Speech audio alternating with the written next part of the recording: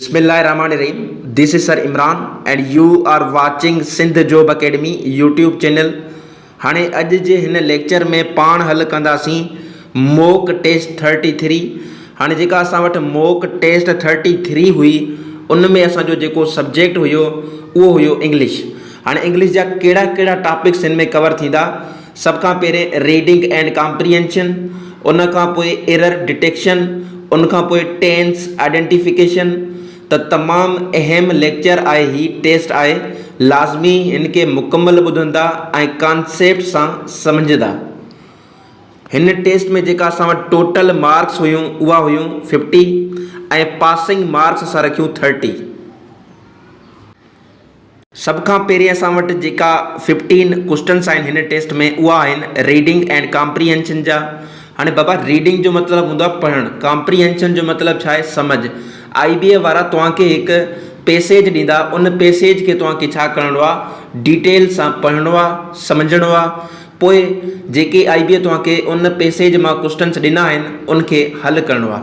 त जेको तरीक़ो मां पाण अप्लाई करां थो, ठीकु आहे, पढ़ाइण में, तव्हां बि उहो तरीक़ो अप्लाई कयो रीडिंग एंड कॉम्प्रिहेंशन वारे पोर्शन खे हल करण लाइ। त तमामु ईज़ी मेथड आहे मुंहिंजो। त सभ खां पहिरीं तव्हांखे छा करिणो आहे, सभ खां पहिरीं तव्हांखे जेको पैसेज मिलियल आहे, ठीकु आहे, उन पैसेज खे तव्हांखे रीड करिणो आहे, पढ़णो आहे सुठे नमूने सां, ठीकु आहे। पहिरें तव्हां फास्टली पढ़ी वञो, तेज़ सां पढ़ी वञो, रुकणो न आहे। पोइ जेको आहे त ॿियो दफ़ा जॾहिं रीडिंग कयो पैसेज जी, पोइ थोरो आराम सां पढ़ो, सम्झो छा थो चवे। उन में जेका वर्डिंग इस्तेमालु थियल आहे उन वर्डिंग खे नोट कंदा वञो, छो जो IBA वारा साइनोनिम बि पुछंदा आहिनि पैसेज मां। इन जे करे असांजी कोशिशि हूंदी आहे जेको फॉर्मेट IBA ॾींदी तव्हांखे उन लिहाज़ सां टेस्ट वरिती वञे त जीअं तव्हांखे वधि खां वधि बेनिफिट थिए। हाणे अचो था पंहिंजी हिन टेस्ट खे डिटेल सां हल कयूं। त सभ खां पहिरीं असां वटि पोर्शन आहे रीडिंग एंड कॉम्प्रिहेंशन जो। हाणे असां वटि जेको पैसेज मिलियल आहे उन जो मेन आइडिया छा आहे, role of women in society, औरतुनि जो माशरे में किरदारु, ठीकु आहे। त मां छा कंदुसि, मां जेको आहे त पैसेज खे ट्रांसलेशन कंदुसि, डिटेल सां तव्हांखे सम्झाईंदो हलंदुसि त सम्झंदा हलो। हाणे ॾिसो असां वटि हीउ पैराग्राफ 1 मिलियल आहे इन पैसेज जो। इनखे सभ खां पहिरीं तव्हां क्विकली हिकु रीडिंग हणी वठो, पोइ जेको आहे त मेन डिटेल खे ॾिसो। चए थो women play a vital role in the progress and development of any society from managing households to contributing to education, health, politics and business. Their involvement is essential in all fields. In the past, women were often confined to domestic roles, but over time their status has improved significantly due to education and awareness. हाणे हिन passage में जेका main ॻाल्हि थियल आहे उहा कहिड़ी थियल आहे त पहिरें जेको आहे त औरतुनि खे सिर्फ़ु घरनि में महदूद कयो वेंदो हो, लेकिन अॼुकल्ह जूं जेका औरतां आहिनि उनखे बिज़नेस में, हेल्थ में, तालीम में, हर जॻह ते उहे जेको आहे त हिसो वठनि थियूं पियूं, कंट्रीब्यूट करनि थियूं पियूं ऐं मुल्क जी तरक़ी ऐं नशो व नुमा लाइ तमामु अहम किरदारु अदा कनि थियूं पयूं। त हिन पैसेज में बेसिकली इहा शइ लिखियल आहे। वरी बि मां हिनखे रीडिंग हणाए छॾियां थो तव्हांखे। चए थो women play a vital role in the progress and development of any society. चए थो औरतां जेको आहे तमामु अहम किरदारु अदा कंदियूं आहिनि कंहिं बि माशरे जी तरक़ी ऐं नशो व नुमा लाइ। From managing households to contributing to education, health, politics and business. चए थो औरतूं जेको आहे त मैनेज कंदियूं आहिनि, ठीकु आहे, हाउस होल्ड्स यानी जेका घरेलू कमु हूंदा आहिनि, ऐं उनखां अलावा हिसो वठंदियूं आहिनि छा में, तालीम में, सिहत में, सियासत में ऐं बिज़नेस में। Their involvement is essential in all fields. उन्हनि जी जेका शमूलियत आहे, पार्टिसिपेशन आहे, उहे हिसो वठनि थियूं मुख़्तलिफ़ शोबनि में, त इहा तमामु अहम आहे। इन द पास्ट, चए थो गुज़िरियल वक़्त में, women were often confined to domestic roles. गुज़िरियल वक़्त में ईअं हूंदो हो त औरतुनि खे सिर्फ़ु घरनि ताईं, घरेलू कमनि ताईं महदूद कयो वेंदो हो, बट अवर टाइम, पर जीअं वक़्तु गुज़रंदो वियो, their status has improved significantly due to education and awareness. जीअं मतिलबु कि तालीम वधंदी वई, अवेयरनेस ईंदी वई, त औरतुनि जो किरदारु बि आहिस्ता आहिस्ता वधंदो वियो, माण्हुनि जो माइंड सेट तब्दील थींदो वियो। हाणे ही पैराग्राफ 2 आहे, इनखे रीड करे था वठूं। सभ खां पहिरें इनखे क्विकली रीडिंग हणो। चए थो today women work as doctors, engineers, teachers, scientist and even serve in the armed forces. They are not only taking care of families but also helping in the nation's economy. Women's empowerment has become a major goal of modern societies.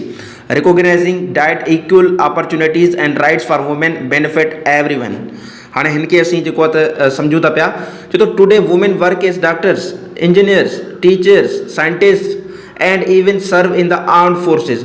छो तो अॼुकल्ह जेको औरतां आहिनि उहे doctor तौरु कमु कनि थियूं, इंजीनियर तौरु कमु कनि थियूं, टीचर तौरु कमु कनि थियूं, साइंसदान तौरु कमु कनि थियूं ऐं हालांकि एतिरे क़दुरु आर्म्ड फोर्सिस जेका फ़ौज वग़ैरह डिपार्टमेंट हूंदो आहे या पुलिस डिपार्टमेंट हूंदो आहे उनमें बि कमु कनि थियूं। They are not only taking care of families but also helping in the Nations economy. उहे न फ़क़ति पंहिंजी फैमिली जी सार संभाल में मशगूल आहिनि बल्कि मुल्क जी मैशियत इकोनॉमी में भी तमामु अहम किरदारु अदा कनि थियूं। वुमेन्स एम्पावरमेंट हाणे जेका औरतूं आहिनि ठीकु आहे उहे छा थी वियूं आहिनि बा अख्तियार थी वियूं आहिनि, has become a major goal of modern societies. हाणे जेका मॉडर्न सोसाइटीज़ आहिनि उन्हनि जो इहो आहे त औरतुनि खे वधि खां वधि असां मौक़ा ॾियूं त जीअं उहे मुल्क जी तरक़ी लाइ अहम किरदारु अदा कनि। Recognising that equal opportunities and rights for women benefit everyone. अॼुकल्ह जो माशरो सम्झी चुको आहे, जेका मॉडर्न वर्ल्ड आहे उहो सम्झी चुको आहे त औरतुनि खे ऐं मर्दनि खे बराबरि अपॉर्चुनिटीज़ मौक़ा ॾिना वञनि त ई असांजी क़ौम ऐं मुल्क तरक़ी करे सघे थो। हाणे ही पैसेज में जेको आहे पैराग्राफ नंबर 3 आहे इनखे सभ खां पहिरियों क्विक रीडिंग आणो। क्विक रीडिंग लाज़मी आहे, तव्हांखे आइडिया थी वेंदो। चए थो educated women are better mothers, more responsible citizens and effective contributors to society.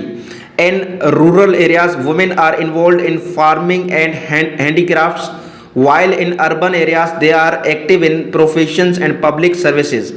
Although challenges such as gender discrimination and inequality still exist, women continue to prove their abilities and strength is in every field. हाणे इनखे असां सम्झूं था पिया छो तो educated women जेका पढ़ियल लिखियल औरतूं हूंदियूं आहिनि आर बेटर मदर्स, उहे सुठियूं माऊं थींदियूं आहिनि। मोर रेस्पॉन्सिबल सिटीजन्स, ज़्यादा ज़िम्मेवार शहरियूं हूंदियूं आहिनि। And effective contributors to society, ऐं माशरे लाइ अहम किरदारु अदा कंदियूं आहिनि। इन रूरल एरियाज़ जेका ॿाराड़ी वारा असांजा इलाइक़ा आहिनि, वुमेन जेको आहे त जेका औरतूं उहा कमु कंदियूं आहिनि ज़्यादातर फार्मिंग में ऐं छा में हैंडीक्राफ्ट्स हथ सां जेको हुनर हूंदो आहे उनमें ई।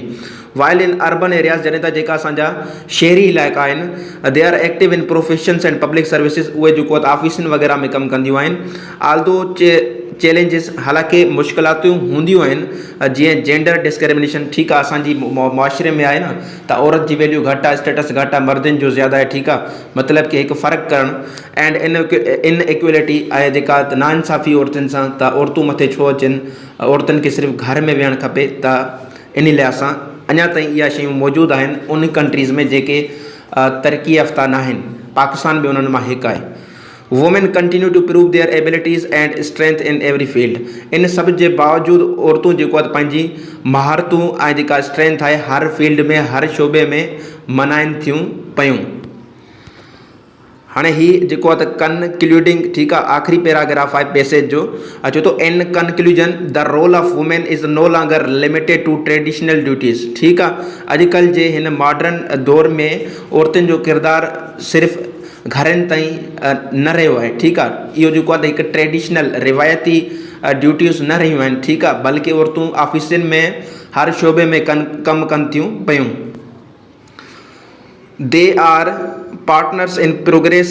ठीकु आहे, उहे मतिलबु कि पार्टनर आहिनि प्रोग्रेस में, मुल्क जी तरक़ी में। And play a significant part in building a strong balanced and prosperous nation.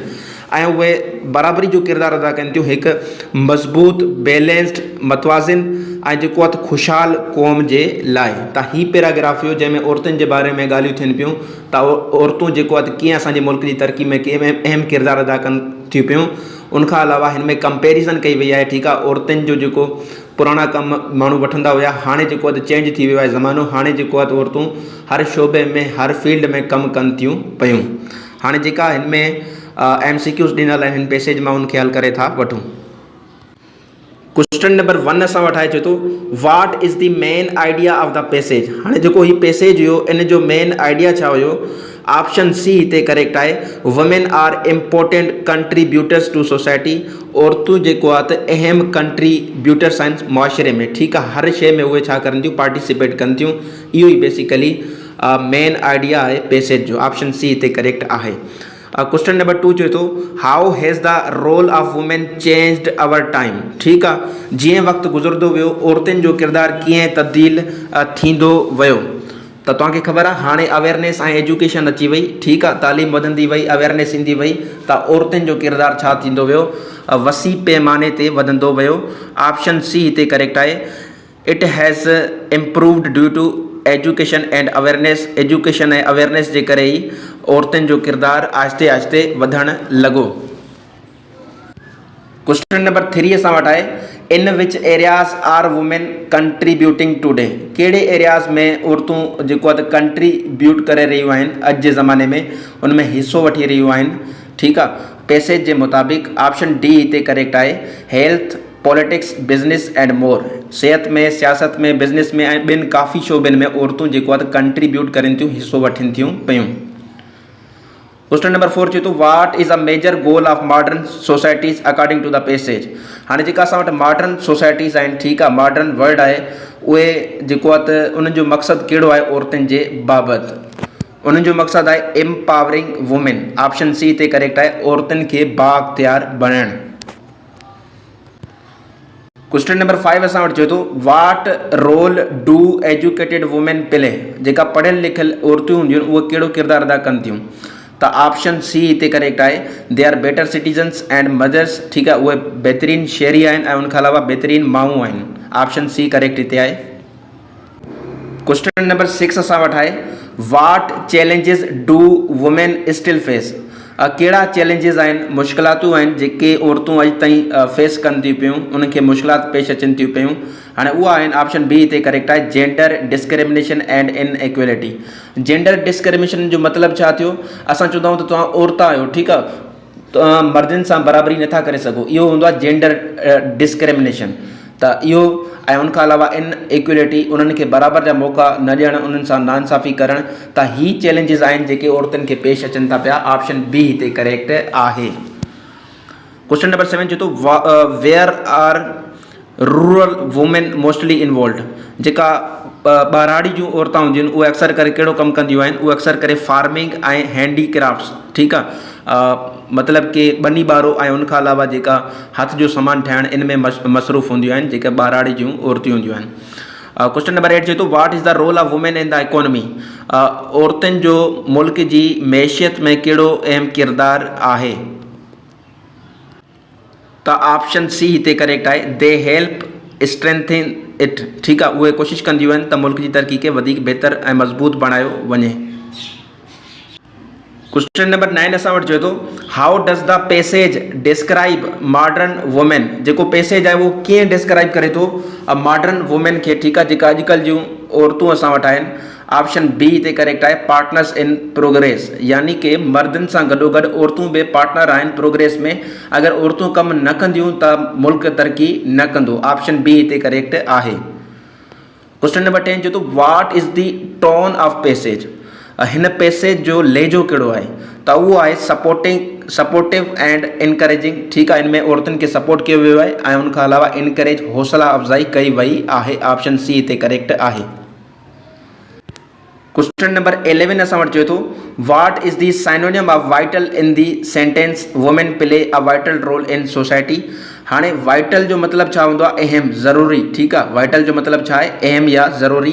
त इन जो साइनोनिम पुछियो वियो आहे पैसेज मां, त उहो थींदो असेंशियल। ठीकु आहे, ऑप्शन सी हिते करेक्ट आहे। Essential is the synonym of vital. Question number 12 चए थो what is the synonym of confined in the sentence women were confined to domestic roles.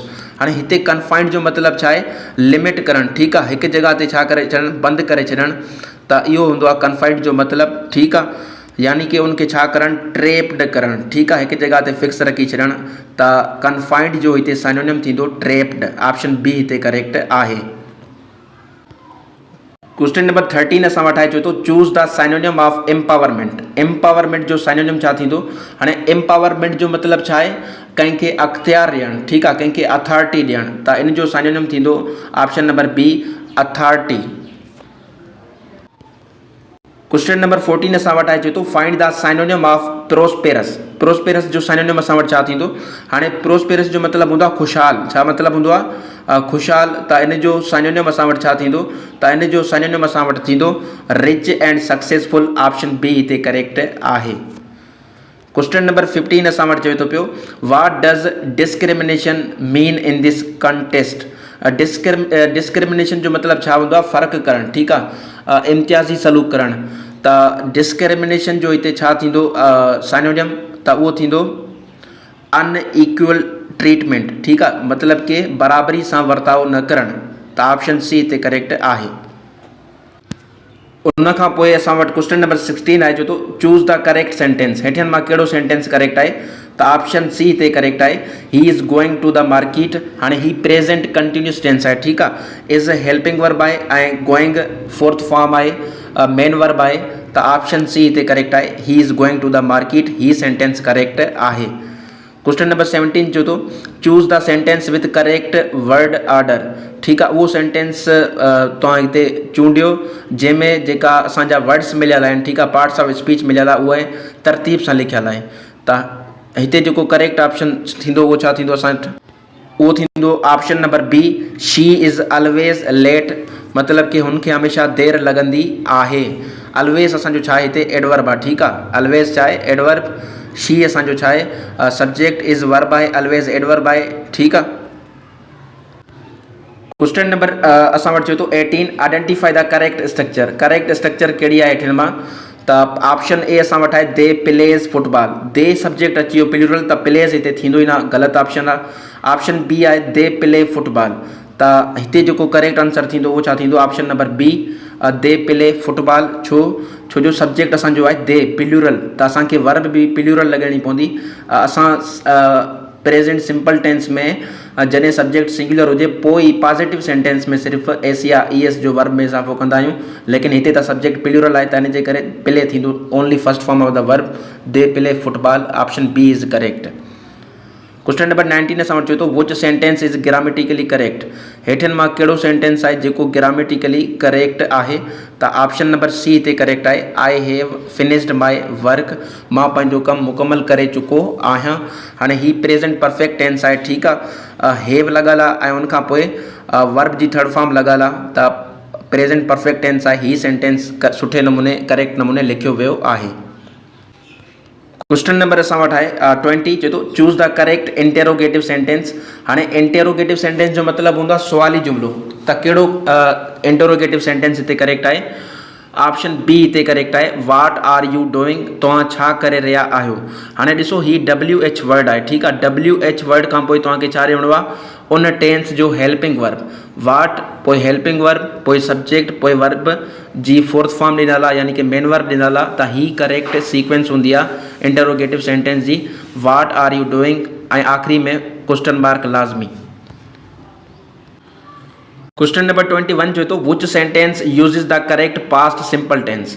चए थो हिकु अहिड़ो सेंटेंस हेठियां चूंडियो जंहिंमें सुठे ऐं करेक्ट तरीक़े सां सही तरीक़े सां past simple tense past indefinite tense इस्तेमालु थियल आहे। त उहो थियल आहे ऑप्शन नंबर सी में she went to school yesterday, हू कल स्कूल वई। हाणे ॾिसो शी असांजो सब्जेक्ट आहे, उनखां पोइ वर्ब जी सेकेंड फॉर्म V2 फॉर्म, ठीकु आहे, सेकेंड फॉर्म लॻल आहे। ऐं येस्टरडे हमेशह असां कंहिं सां हणंदा आहियूं पास्ट सिंपल टेंस सां एडवर्ब इहो हणंदा आहियूं, एडवर्ब ऑफ टाइम आहे ही येस्टरडे। त इन जे करे जेको करेक्ट ऑप्शन थींदो उहो थींदो option number C she went to school yesterday. उनखां पोइ क्वेश्चन नंबर असां वटि आहे 22 चए थो choose the correct negative sentence. ठीकु आहे, नेगेटिव सेंटेंस असांखे पिक करिणो आहे ऐं उहो छा हुजे करेक्ट हुजे। ऑप्शन ए असां वटि आहे ही डू नॉट लाइक टी। हाणे ही ग़लति थी वेंदो, छो ही लॻल आहे सब्जेक्ट, त डज़ नॉट हिते अचणु खपे आहे, डू नॉट न ईंदो, ही ग़लति आहे। ऑप्शन बी खे चेक कयूं था he does not likes T. हाणे हेसि ताईं त सेंटेंस करेक्ट आहे, लेकिन हिते जेको लाइक्स आयो आहे, ठीकु आहे, वर्ब में एस जो इज़ाफ़ो कयो आहे, इहो ग़लति आहे। छो जो डज़ नॉट असां आयोसीं त उनखां पोइ असांखे फ़ौरन वर्ब जी फर्स्ट फॉर्म ॾियणी आहे, ठीकु आहे, त ही इन जे करे ग़लति आहे। ऑप्शन सी आहे he does not like T. हाणे ही ऑप्शन जेको आहे ऑप्शन नंबर सी ही करेक्ट आहे। ही सां गॾु डज़ नॉट लॻल आहे ऐं उनखां पोइ डायरेक्ट वर्ब जी फर्स्ट फॉर्म लॻल आहे प्योर फॉर्म, त इन जे करे ऑप्शन सी हिते करेक्ट आहे। क्वेश्चन नंबर असां वटि 23 चवे थो identify the sentence with correct word placement. ठीक है। एक अड़ो सेंटेंस असांखे हेठियन में आइडेंटिफाई करणो आहे, उनकी पहचान करनी आहे जैमें जेका असांजा वर्ड्स की प्लेसमेंट आहे वो सुठी थियल आहे। ठीक है, मतलब कि जेका वर्ड्स आहिनि पंहिंजी प्रॉपर जगह ते पया आहिनि। त हिते जेको करेक्ट आंसर थींदो वो थींदो option number A, the baby cried loudly. ठीक है, ही असांजो लाउडली एडवर्ब ऑफ मैनर है। ठीक है, क्राइड वर्ब है। त ऑप्शन ए हिते करेक्ट आहे। क्वेश्चन नंबर 24 असां वटि चवे थो select the correct sentence structure. हेठिन मां करेक्ट सेंटेंस स्ट्रक्चर तव्हां चूज़ कयो त ऑप्शन डी हिते करेक्ट आहे। Are they going to the party. ठीक है, हीअ असांजो हेल्पिंग वर्ब आहे। ही जेको टेंस आहे उहो कहिड़ो आहे, प्रेजेंट कंटिन्यूस टेंस आहे। ही ऐं उनजो इंटेरोगेटिव सेंटेंस आहे। आर असांजो हेल्पिंग वर्ब आहे, ही असांजो दे असांजो सब्जेक्ट आहे ऐं गोइंग फोर्थ फॉर्म लॻल आहे। ठीक आहे, ऐं आख़िरी में छा मिलियल आहे क्वेश्चन मार्क। त ही छा आहे, इंटेरोगेटिव सेंटेंस है, प्रेजेंट कंटिन्यूस टेंस जो are they going to the party. ही सेंटेंस करेक्ट लिखियल आहे। उनखां पोइ क्वेश्चन नंबर 25 चवे थो choose the sentence that correctly uses a conjunction. एक अड़ो सेंटेंस चूज़ कियो जैमें कंजक्शन जेको हर्फ जुमलो है वो सही तरह इस्तेमाल थियल आहे। हिते जेको करेक्ट आंसर है वो है option number A, I wanted to go. मां वञण चाहियो पे, बट आई वॉज टायर्ड, पर मां थकल हुयुसि। हाँ ॾिसो ही जेको असां वटि बट आहे इहो छा आहे, कंजक्शन आहे। इनखे चइबो आहे कोऑर्डिनेटिंग कंजक्शन। ऐं कोऑर्डिनेटिंग कंजक्शन खां पहिरें हमेशह छा ईंदी आहे, कामा ईंदी आहे। छा ईंदी आहे, कामा। त ऑप्शन ए हिते करेक्ट आहे। क्वेश्चन नंबर 26 चए थो pick the correct sentence in future tense. ठीक आहे, हेठिन मां असांखे करेक्ट सेंटेंस पिक करणो आहे फ्यूचर टेंस जो। त उहो कहिड़ो थींदो असां वटि हिते ऑप्शन नंबर सी थींदो, शी विल गो टुमारो। हू जेको आहे सुभाणे वेंदी। त ही फ्यूचर सिंपल टेंस आहे, फ्यूचर इंडिफिनिट टेंस आहे। क्वेश्चन नंबर 27 चए थो which is the correct sentence using has. हेठिन मां कहिड़ो सेंटेंस आहे जंहिंमें हैज़ खे सुठे नमूने इस्तेमालु कयो वियो आहे, करेक्ट तरीक़े सां इस्तेमालु कयो वियो आहे। ऑप्शन ए आहे ही हैज़ अ कार, हुन वटि हिकु कार आहे। ऑप्शन बी आहे ही हैव। हाणे ही हैव न थींदो, ही सां गॾु हमेशह असां छा आणंदा आहियूं, असां आणंदा आहियूं हैज़ आणंदा आहियूं। ठीक आहे, त हिते जेको करेक्ट ऑप्शन थींदो उहो थींदो option number A, he has a car. Question number 28 असां वटि चवे थो choose the sentence with correct article usage. हेठिन मां सेंटेंस पिक कयो जंहिंमें आर्टिकल जो सही तरह इस्तेमालु कयो वियो आहे। त ऑप्शन बी हिते करेक्ट आहे, he is an honest man. He is an honest man, हू हिकु ईमानदार माण्हू आहे। हाणे ऑनेस्ट, ठीक आहे, हिन में ॾिसो ऑनेस्ट में एच ख़ामोश आहे। ठीक आहे, ऐं ऑनेस्ट अलिफ जो आवाज़ ॾिए थो। त इन जे करे असां आर्टिकल छा आहियूं, एन आहियूं, indefinite article an. Question number 29 असां वटि चवे थो identify the correct passive voice sentence. ठीक आहे, करेक्ट पैसिव वॉइस सेंटेंस के तव्हांखे छा करिणो आहे, आइडेंटिफाई करिणो आहे। त ऑप्शन सी हिते करेक्ट आहे, the cake was eaten by him. हाणे कीअं तव्हांखे ख़बर पई, छो जो ही द केक असांजो ऑब्जेक्ट आहे ऐं वॉज जेको आहे हेल्पिंग वर्ब आहे टेंस जो। छो जो एक्टिवाइज़ में जुमलो छा में हुयो, छा में हूंदो, उहो हूंदो पास्ट सिंपल टेंस में। पास्ट सिंपल टेंस में जेकॾहिं असां उनखे पैसिवाइज़ में कयूं था त उनजो हेल्पिंग वर्ब बणिजी वेंदो आहे वाज़। द केक वाज़, उनखां पोइ वर्ब जी थर्ड फॉर्म। ठीक आहे, पोइ बाय लॻल आहे, पोइ सब्जेक्ट जी ऑब्जेक्टिव फॉर्म। त ही जेका स्ट्रक्चर हूंदी आहे कंहिंजी हूंदी आहे, पैसिवाइज़ जी। त ऑप्शन सी हिते करेक्ट आहे। क्वेश्चन नंबर 30 असां वटि चवे थो पियो select the sentence with the correct conditional structure.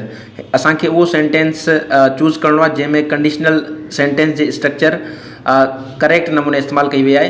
हाणे यादि रखो जेको असांजो कंडीशनल सेंटेंस हूंदा आहिनि, ठीक आहे, उन जा 4 टाइप्स हूंदा आहिनि, zero conditional, first conditional, second conditional, third conditional. ठीक आहे, हाणे असांखे हिते करेक्ट जवाबु चूज़ करिणो आहे। हाणे हिते जेको करेक्ट आंसर आहे उहो छा थींदो, option number A, if it rains we will cancel the picnic. जेकॾहिं बारिश थींदी त असां पिकनिक खे कैंसिल कंदासीं। हाणे हीअ असांजी जेका इफ़ क्लाज़ आहे, ठीक आहे, इहा असां रखंदा आहियूं प्रेजेंट सिंपल टेंस में। ऐं जेका असांजी ॿी क्लाज़ आहे उहा छा में हली वेंदी, फ्यूचर सिंपल में। त इनखे चइबो आहे फर्स्ट कंडीशनल। ठीक आहे, ही टाइप आहे फर्स्ट कंडीशनल जो। जेकॾहिं बारिश थींदी त असीं पिकनिक खे कैंसिल कंदासीं। हाणे उन खां पोइ असां जेको हल कयूं था एरर डिटेक्शन जा MCQs। चए थो find the part of the sentence which has an error. Sentence जो अहिड़ो पार्ट ॻोल्हियो जंहिंमें छा हुजे, एरर हुजे, मिस्टेक हुजे। 31 असां वटि चए थो he do not know how to swim. He do not know how to swim. हाणे ॾिसो हिते सब्जेक्ट ही आहे त हिते डू नॉट न ईंदो, हिते छा ईंदो डज़ नॉट। छा ईंदो हिते डज़ नॉट। त जेका मिस्टेक आहे बेसिकली उहा छा में आहे, ऑप्शन नंबर बी में आहे। क्वेश्चन नंबर 32 चवे थो she has finish her homework already. ठीकु आहे। हाणे हिते जेका मिस्टेक आहे बेसिकली उहा आहे फिनिश में। हाणे यादि रखो ही प्रेजेंट परफेक्ट टेंस आहे। प्रेजेंट परफेक्ट टेंस में असां छा आणंदा आहियूं, वर्ब जी थर्ड फॉर्म। त हिते फिनिश न थींदो, हिते थींदो फिनिश्ड। ठीकु आहे। त जेका मिस्टेक आहे बेसिकली उहा कंहिं में आहे, ऑप्शन नंबर सी में आहे, फिनिश में। क्वेश्चन नंबर 33 चवे थो I am going to the market yesterday. I am going to the market yesterday. हाणे येस्टरडे लॻल आहे, पास्ट टाइम लॻल आहे, त हिते असां प्रेजेंट टेंस कीअं था आणे सघूं, त हिते असांजो अचणु खपे वाज़। ठीकु आहे। छा अचणु खपे was. I was going to the market yesterday. त हिते बेसिकली जेका मिस्टेक आहे उहा छा आहे, ऑप्शन नंबर बी में आहे। क्वेश्चन नंबर 34 चवे थो they was playing football in the ground. हाणे पास्ट कंटिन्यूस टेंस आहे, सब्जेक्ट प्लूरल दे आहे। हिते वाज़ कीअं ईंदो, हिते ईंदो वर। छा ईंदो were. They were playing football in the ground. Question number 35 असां वटि चवे थो the boy which won the race is my cousin. छोकिरे जंहिं रेस खटी, ठीकु आहे, दौड़ खटी, उहो मुंहिंजो कज़न आहे। हाणे ॾिसो द बॉय असांजो पर्सन आहे, विच असां इस्तेमालु न कंदा, रिलेटिव प्रोनाउन असां इस्तेमालु कंदा आहियूं हू। पर्सन लाइ असां छा इस्तेमालु कंदा आहियूं, हू। त बेसिकली जेका मिस्टेक आहे उहा आहे ऑप्शन नंबर बी में।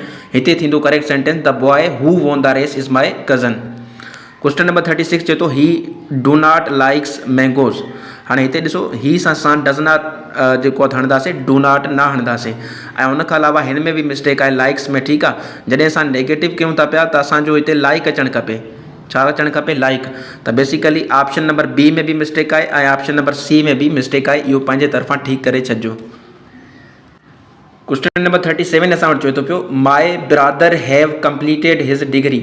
हाणे ही प्रेजेंट परफेक्ट टेंस जो जुमिलो आहे। माई ब्रदर सिंगुलर आहे त हैव न ईंदो, हिते छा ईंदो हैज़। त जेका मिस्टेक आहे उहा किथे आहे, ऑप्शन नंबर बी में।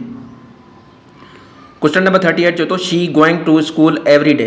हाणे हिते एवरी डे अची वियो। ठीकु आहे। रूटीन जे लाइ असां इस्तेमालु कंदा आहियूं प्रेजेंट सिंपल टेंस। त हिते बेसिकली ही ग़लति इस्तेमालु थियल आहे। ठीकु आहे। कंटिन्यूस में के खणी आहिनि, त इन जे करे ऑप्शन बी हिते ग़लति आहे। हिते करेक्ट सेंटेंस छा थींदो, she goes to school every day. Question number 39 असां वटि आहे I did not went to the party.